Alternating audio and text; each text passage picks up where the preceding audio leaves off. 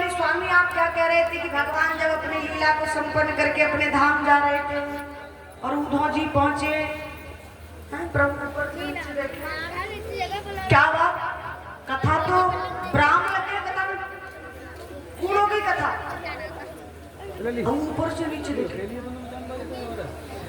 इसका मतलब ये है कि तुम देवी अब डर की वजह से बोली हैं। प्रभु ने पहले कह दिया सावधान सुन सुमत, अगर सावधान होकर सुनोगी तब मैं सुनाऊंगा। अब निवेदन किया स्वामी बस थोड़ी सी नींद आ गई, गलती हो गई ना, आप आगे कथा कहिए, कथा पूर्ण हो गई। अब आगे क्या कहूँ, भगवान बोले वो छोड़ो कथा, पर एक बात बताओ, आप सोई थी तो मैं भी बंद हो जाना चाहिए था, मुझे भी भाई हुकरा नहीं मिलता तो मैं भी बंद हो जाता, पर जब तुम सो गई तो हुकरा कौन दे रहा? भगवान ने पहले सबको भगा दिया था, पशु पक्षी कोई नहीं बचा। तो फिर ओम ओम कौन कह रहा था? भगवान ने तुरंत उठे और देखना प्रारंभ कर दिया, खोजना। अब वहां होता कोई दिखता, इधर देखा उधर देखा सामने देखा, कोई हो तो दिखाई दे। फिर प्रभु की दृष्टि पीछे पड़ी, बिल्कुल पीछे, उधर देखा तो वो पक्षी पड़ा। भगवान बोले ओहो, इसका मतलब ये है कि ओम ओम हुकरा की जो आवाज थी वो यही दे रहा था। भगवान ने तुरंत त्रिशूल उठाया और बोले आज मैं इसको नहीं छोड़ूंगा। अब आगे आगे पक्षी भागे, पीछे से भोलेनाथ, उनके पीछे मैया भागने लगी। अब यहाँ प्रश्न ये उठता है कि भगवान, अच्छा सुखदेव जी महाराज ने क्या किया, गलती तो नहीं की, पाप तो किया नहीं भाई, भगवान की कथा श्रवण की। तो फिर भगवान की कथा श्रवण करने के बाद में भगवान शिव मारना क्यों चाहते, क्या कारण? भगवान शिव इसलिए मारना चाहते थे क्योंकि भगवान की कथा कभी पीछे बैठकर नहीं सुनी जाती, क्योंकि भगवान की कथा हमेशा सन्मुख बैठकर सुनी जाती है। जो व्यक्ति पीछे बैठकर भगवत कथा को श्रवण करते हैं वो अपराध करते हैं, ब्रह्म विद्या की चोरी का पाप लगता है। वो क्या करते हैं? ब्रह्म विद्या की चोरी करते हैं। तो क्या इसने मुझे ये कोई दिक्कत नहीं, इसने कथा सुनी अच्छी बात है, ये अमर हुआ, मुझे कोई दिक्कत नहीं, पर मुझे दिक्कत केवल इससे है कि इसने ब्रह्म विद्या की जिस नियम के अनुसार कथा सुननी चाहिए इसने उस प्रकार कथा नहीं सुनी, पीछे बैठकर सुनी, इसलिए आज मैं इसको छोड़ूंगा। अच्छा एक बात बताओ, आप जहां जहां जाएंगे कथा में, कीर्तन में, जागरण में, तो हमेशा सन्मुख बिठाया जाता है। कहते ना जगह अगर होती, यहाँ तो प्रांगण की व्यवस्था कम है, छोटी जगह है, जगह के अनुसार तो थोड़ी समस्या आ जाती है, इधर उधर बैठ जाते हैं, पर इधर उधर बैठने में कोई दिक्कत नहीं, पीछे नहीं बैठना। और वैसे देखा जाए तो कथा बिल्कुल सन्मुख हो बैठ करके, उसमें देखिएगा ना तो कथावाचक को दिक्कत होती है। अब हम है ना कभी इधर देख लेते हैं तो कभी इधर, हम इधर ही देखकर कथा सुनाएंगे ना तो फिर जी नाराज है, और इधर देखकर कथा सुनाएंगे तो आप नाराज हो जाओगे, क्योंकि कथावाचक की दृष्टि जो होती है जब तक श्रोता से नहीं मिलती तब तक ना तो श्रोता को आनंद आता ना वक्ता को आता। मैंने अभी कहा कि वक्ता कथा कहता नहीं है, श्रोता कहलवाते, जब तक नेत्र में नेत्र नहीं मिलते तब तक कथा, क्योंकि वक्ता जो होता है वो व्यास पीठ पर बैठकर ये देख लेता है कि कौन श्रोता कथा को समझ रहा है।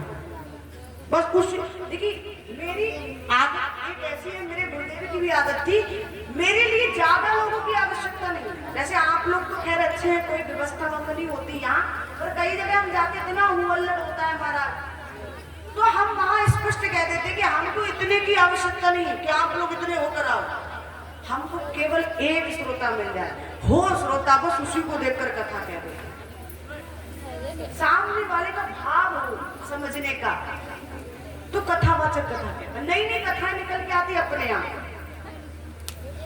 तो मैं बता रही थी कि जहां जहां आप जाएंगे तो हम हर जगह ये कहा जाता है कि सन्मुख बैठो। कहाँ बैठो। क्यों? कारण होता है, कोई ना कोई कारण तो होगा, इसलिए कहा जाता है सन्मुख बैठो। श्री रामचरितमानस में गोस्वामी जी ने सुंदर चौपाई के माध्यम से बताया कि सन्मुख होए जीव मोहि जावाहि, सन्मुख होए जीव मोहि जावाहि, सन्मुख होए जीव मोहि जावाहि, सन्मुख होए जीव मोहि जावाहि, और जन्म को मेरा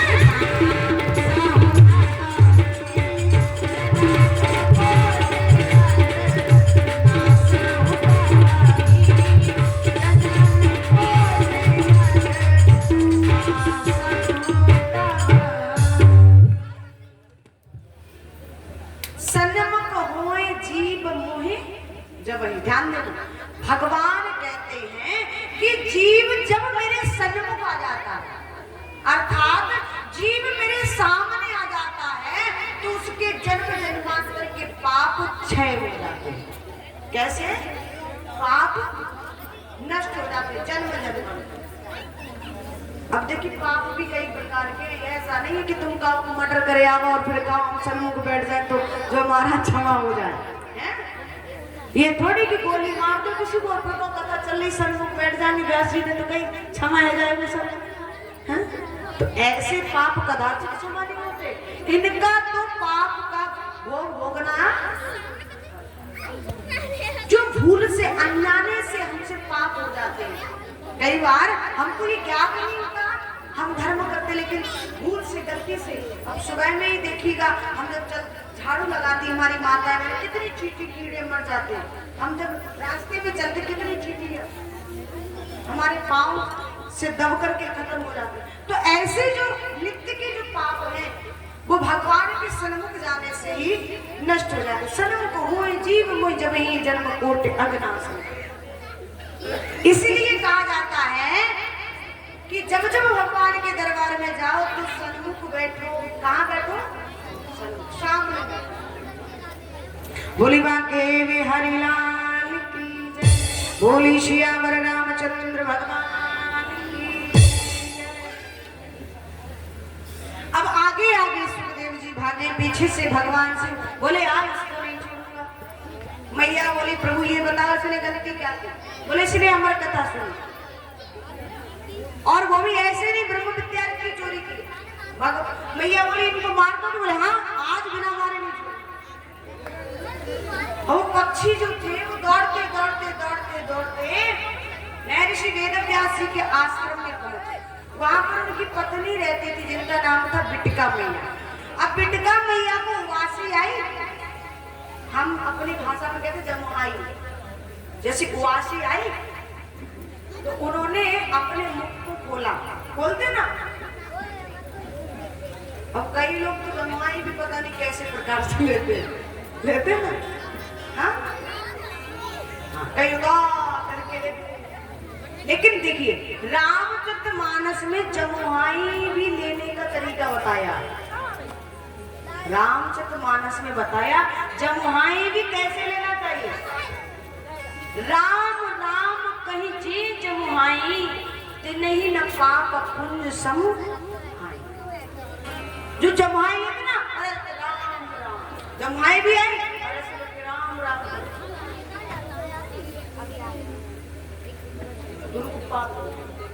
कई लोग करके महाराज को फाड़ दिया। तो जैसे ही मैया को जमुआई आई, उवासी आई, और जो पक्षी तरह दौड़ते गए और मैया के गर्भ में मैया ने मुख बंद कर लिया। पार्वती मैया बोली अब तो चलो।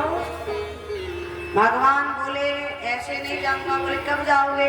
कहा कभी ना कभी तो निकलेगा त्रिशूल गाड़ जाऊंगा मान के। हम मैया माथा पकड़ के बैठ गए, तुमको कौन समझावे? प्रभु ये बताओ इसने क्या किया? बोले इसने अमर कथा सुनी। अच्छा तो अमर कथा सुनने वाला अमर होता है कि नहीं? बिल्कुल हो जाता है। नहीं पूछने वाली बात क्या? अमर कथा सुनेगा वो अमर हो जाएगा।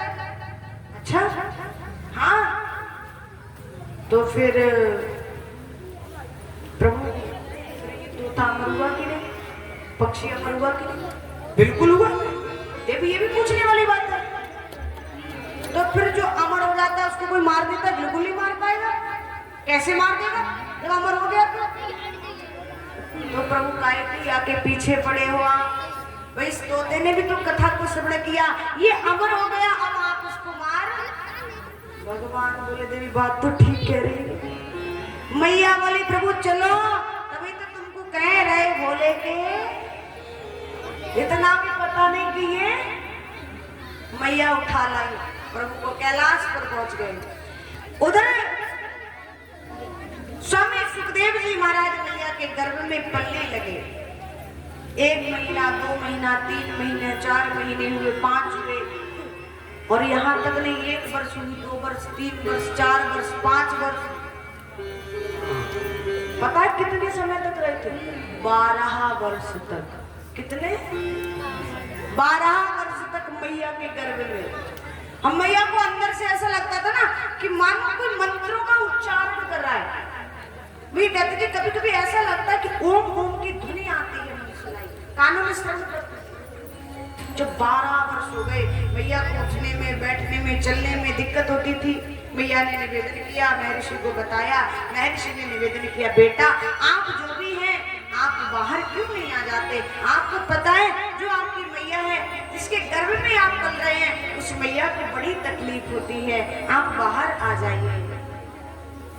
स्वामी सुखदेव जी महाराज अंदर से आवाज आती, नहीं नहीं पिताजी, मैं बाहर बिल्कुल नहीं आऊंगा। क्यों? का यदि बाहर आया तो प्रभु की माया 1-2 माला अंदर कर लेता हूं, वो भी बंद हो जाएंगी। महर्षि वेदव्यास जी कहते हैं, मैं वादा करता हूँ आपको भगवान की माया कदाचित नहीं सताएगी। कहा नहीं, ऐसे नहीं मानूंगा। यदि मुझे पृथ्वी पर लाना चाहते तो साक्षात नारायण प्रभु आकर ये कह दे कि मेरी माया, क्योंकि उनकी माया से कोई बचा नहीं है। कोई बचा है? कोई नहीं बचा। भगवान ने कहा आप बाहर चले जाइए, मेरी माया का असर संसार पर होगा पर आप पर मेरी माया को कोई असर नहीं होगा। 12 वर्ष के बाद आज मैया के गर्भ से स्वामी सुखदेव जी महाराज ने जन्म लिया। बोले स्वामी सुखदेव जी महाराज की, बोलिए उमापति महादेव की। आएगा 2 मिनट नाम संकीर्तन।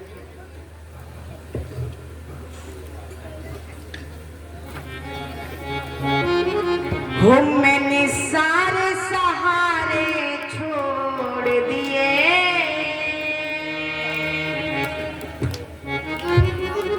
अब तेरा सहारा काफी है। और मुझे चाह नहीं दुनिया भर की, बस तेरा सहारा आएगा। ऐसा भाव भगवान के समक्ष गाते हुए और जोरदार ताली की सेवा करते हुए कहेंगे क्या? हो मैंने सारे सहारे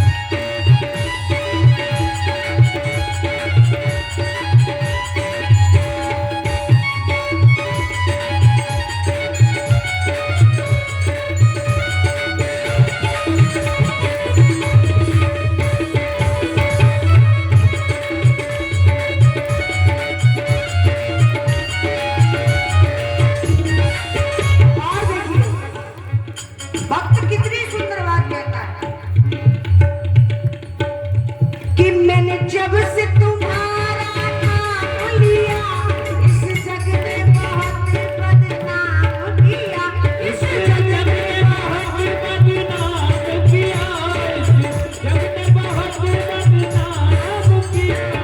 क्योंकि प्यारे भक्ति का मार्ग सरल नहीं है। तो भक्ति के मार्ग में आओगे ना तो ना जाने की दुनिया वाले क्या क्या कहेंगे, सब सहन करना पड़ेगा तब आगे बढ़ोगे। और यदि इन संसार वालों की सुनने लगे ना तो जहाँ थे ना वही रह जाओगे। देखिए ये हमारे और आपकी बात नहीं है। जब हनुमान जी महाराज और जानकी जी की खोज के लिए गए थे ना अशोक वाटिका में, तो माँ जानकी कौन थी? भक्ति। कौन है माँ जानकी? भक्ति। और भक्ति की खोज के लिए कहाँ गए थे हनुमान जी? लंका में। तो हनुमान जी के लिए कितने संकट आए, मैनाक आया, सुरसा आई, सहका आई, लंकिनी आई, पर हनुमान जी महाराज ने एक ही बात कही कि राम काज कीन्हे बिन मोए कहा, मैं केवल और केवल यहाँ राम के कार्य के लिए आया हूँ। और जब तक मैं अपने स्वामी के कार्य को पूरा नहीं कर लेता तब तक मैं चैन से बैठने वाला। तो हम भी यहाँ परमात्मा के कार्य के लिए आए हैं। जब तक हमारे राम का कार्य पूरा नहीं हो जाता तब तक ये संसार वाले बोलेंगे ना, बोलने दीजिए। यहाँ से सुनी और यहाँ से भक्त कहता है मैंने जब से तुम्हारा नाम लिया इस जग में बहुत बदनाम किया, इस जग में बहुत बदनाम किया, इस जग में बहुत बदनाम किया, इस जग में बहुत बदनाम किया। जब तूने मुझे संसार की परवाह नहीं, जो कह रहे हैं ना कहने दो। जिस दिन मेरा कन्हैया, जिस दिन मेरे राम हाथ पकड़ लेंगे ना ये संसार है ना तुम्हारे कदमों में आ जाएगा। मैं दावा देती हूँ। जब मैं इस लाइन में गई थी ना कथा की तो मेरे रिश्तेदारों ने कमी नहीं छोड़ी थी, मेरे गांव वालों ने कहा, मोहल्ले वालों ने खूब कहा। लेकिन आज जब मैं गर्व से बैठकर ये राम की कथा कहती हूँ ना तो गांव वाले जिनकी कुछ नहीं लगती वो भी ये कहते कि मेरी बुआ लगती है या मेरी बहन लगती है। जिस दिन मेरे राम का हाथ पकड़ लेंगे ना ये संसार निश्चित रूप से आपके कदमों में आ जाएगा। वो जब तूने मुझे यूं थाम लिया, जब तूने मुझे यूं थाम लिया, बस मेरा गुजारा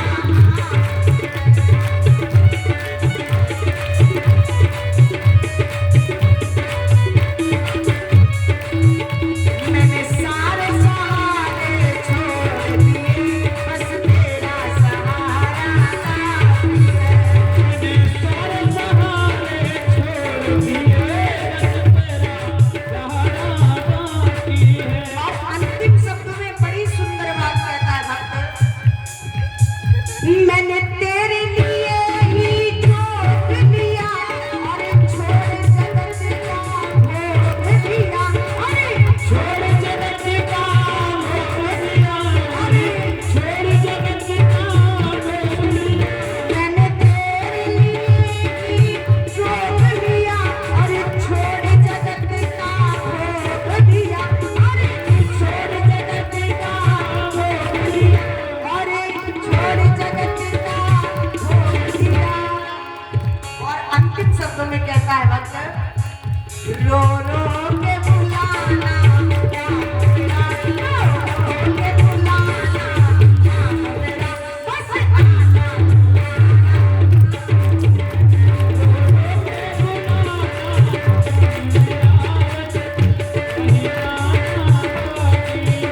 मैंने सारे सहारे छोड़ दिए, बस तेरा सहारा काफी है।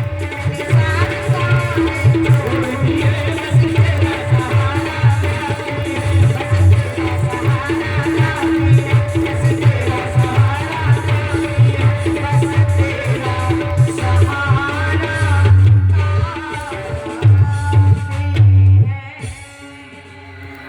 सियावर रामचंद्र भगवान जय हो। बोलिए उमापत महादेव।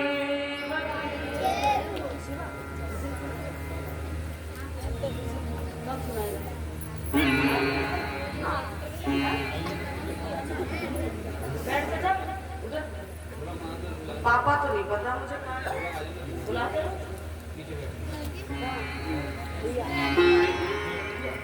हैं? भैया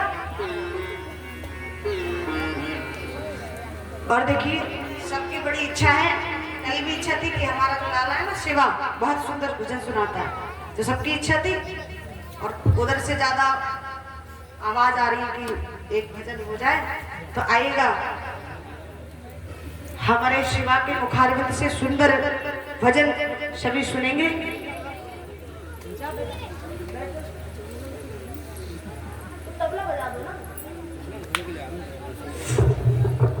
बोली बांके हरिलाल की जय, बोली सियावर रामचंद्र भगवान की।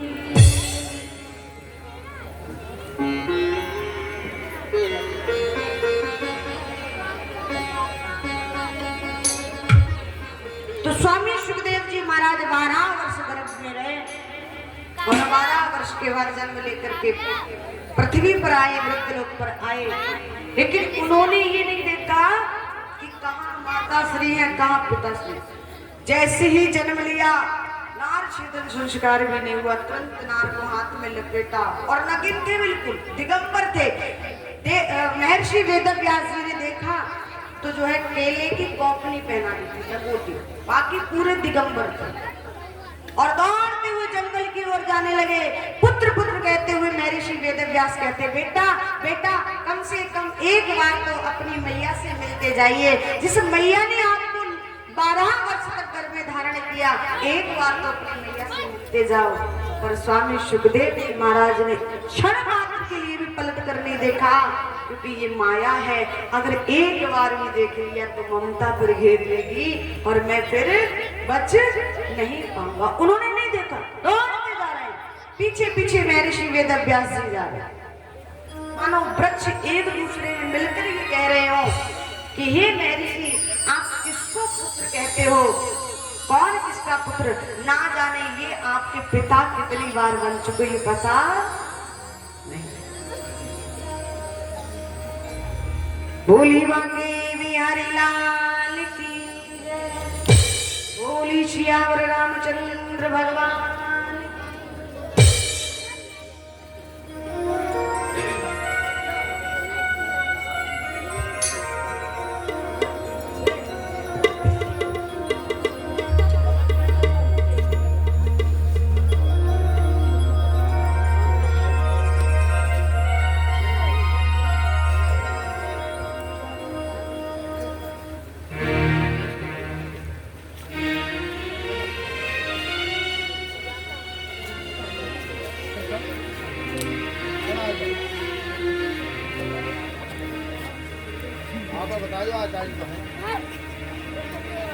बोली बाकी बिहारी लाल की। क्या बताएं बहन जी को तो सब जानते हैं। हाँ देखिए बरेली से चलकर हमारी